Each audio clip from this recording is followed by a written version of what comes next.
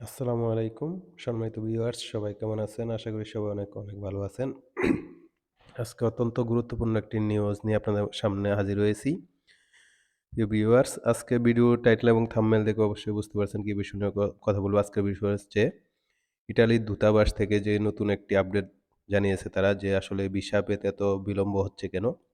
আমরা অনেকেই জানি ইটালির দূতাবাসের সামনে বাংলাদেশে ঢাকায় অনেক রকমের হট্টগোল হচ্ছে, অনেক আন্দোলন, অনেক কিছু হচ্ছে। শুধু অনেকেই ২ বছর ৩ বছর ধরে পাসপোর্ট জমা দিয়ে রাখছেন। এম্বাসিতে কিন্তু ভিসা হচ্ছে না। তারা কোনো খবরাখবর কিছুই পাচ্ছেন না। তো এর জন্য কিন্তু অনেক ঝামেলা হচ্ছে। সেটার পরিপ্রেক্ষিতে তারা তাদের ইটালি দূতাবাসের ওয়েবসাইটে, অফিসিয়াল ওয়েবসাইটে যে একটি নিউজ তারা পাবলিশড করেছেন যে আসলে কেন এত দেরি হচ্ছে।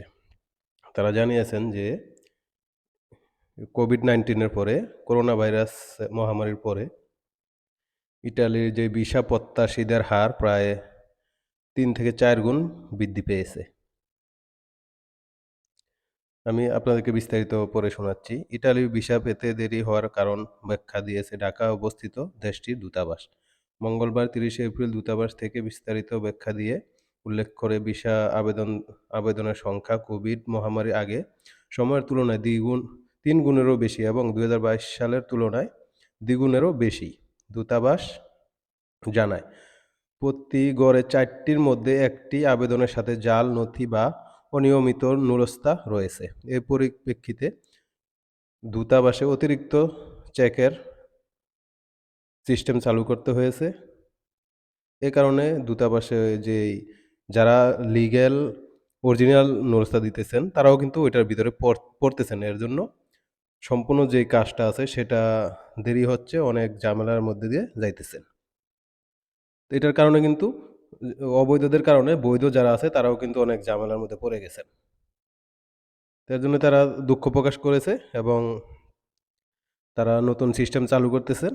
যেমন যে যেভাবেই হোক তাড়াতাড়ি যেন ভিসা ডেলিভারি দেওয়া যায় এই সিস্টেম তারা চালু করতেছেন। তো আমরা আশা করব যারা ভিসা প্রত্যাশী, ইটালির ভিসা প্রত্যাশী তারা ধৈর্য ধরবেন। ধৈর্য ধরে একটু অপেক্ষা করা ছাড়া আর কিছুই করার নেই। যেহেতু তারা দুঃখ প্রকাশ করেছে এবং তারা খুব তাড়াতাড়ি তাদের জনবল বৃদ্ধি করতেছেন এবং কাজ যেন তাড়াতাড়ি হয় সেই সিস্টেমটা চালু করতেছেন। তো আমরা আমাদের যে এজেন্সিগুলো আছেন তাদেরকে অনুরোধ করব যেন আপনারা অবৈধ কোনো ভুয়া নুরস্তা, কোনো ডুপ্লিকেট সার্টিফিকেট, ডুপ্লিকেট কোনো ডকুমেন্ট এমবাসিতে জমা দিবেন না। কারণ ডুপ্লিকেটের জন্য কিন্তু যেটা ভুয়া নুরস্তা সেটার কারণে কিন্তু অরিজিনাল যে নুরস্তা যারা পাচ্ছেন তাদেরও কিন্তু অনেক ক্ষতি হচ্ছে। তারা অনেক বিড়ম্বনার শিকার হচ্ছেন। তো এটার দিকে একটু নজর রাখবেন যারা এজেন্সিতে কাজ করেন তারা অবশ্যই নজর রাখবেন।